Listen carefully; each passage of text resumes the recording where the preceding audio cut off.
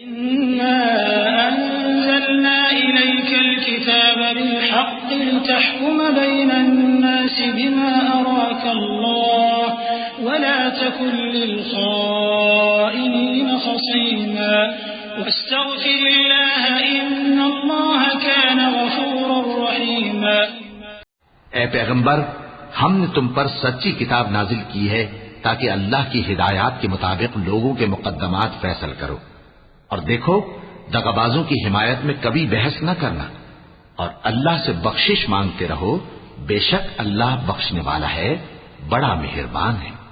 ولا تجادل عن الذين يختانون أنفسهم إن الله لا يحب من كان خوانا أثيما يستخفون من الناس ولا يستخفون من الله وهو معهم إذ يبيتون ما لا يرضى من القول وكان الله بما يعملون محيطا۔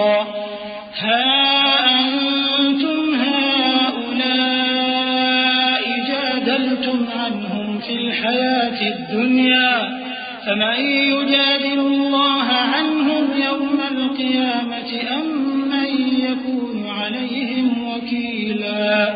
ومن يعمل سوءا أو يظلم نفسه ثم يستغفر الله يجد الله غفورا رحيما۔ اور جو لوگ اپنے ہم جنسوں کی خیانت کرتے ہیں ان کی طرف سے بحث نہ کرنا، کیونکہ اللہ دغاباز اور گناہگار کو دوست نہیں رکھتا۔ یہ لوگوں سے تو چھپتے ہیں اور اللہ سے نہیں چھپتے، حالانکہ جب یہ راتوں کو ایسی باتوں کے مشورے کیا کرتے ہیں جن کو وہ پسند نہیں کرتا تو وہ ان کے ساتھ ہوا کرتا ہے، اور اللہ ان کے تمام کاموں کا احاطہ کیے ہوئے ہے۔ بھلا تم لوگ دنیا کی زندگی میں تو ان کی طرف سے بحث کر لیتے ہو، سو قیامت کے دن ان کی طرف سے اللہ کے ساتھ کون بحث کرے گا اور کون ان کا وکیل بنے گا؟ اور جو شخص کوئی برا کام کر بیٹھے یا اپنے حق میں ظلم کر لے پھر اللہ سے بخشش مانگے تو اللہ کو بڑا بخشنے والا، بڑا مہربان پائے گا۔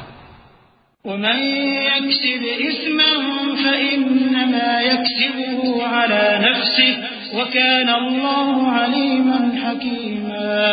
ومن يكسب خطيئة أو إثما ثم يرم به بريئا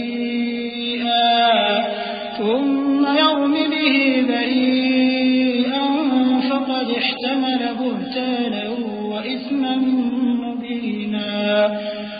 اور جو کوئی گناہ کرتا ہے تو اس کا وبال اسی پر ہے، اور اللہ سب کچھ جاننے والا ہے، حکمت والا ہے۔ اور جو شخص کوئی قصور یا گناہ تو خود کرے لیکن اس کا الزام کسی بے گناہ پر ڈال دے تو اس نے بہتان اور کھلے گناہ کا بوجھ اپنے سر پر رکھا۔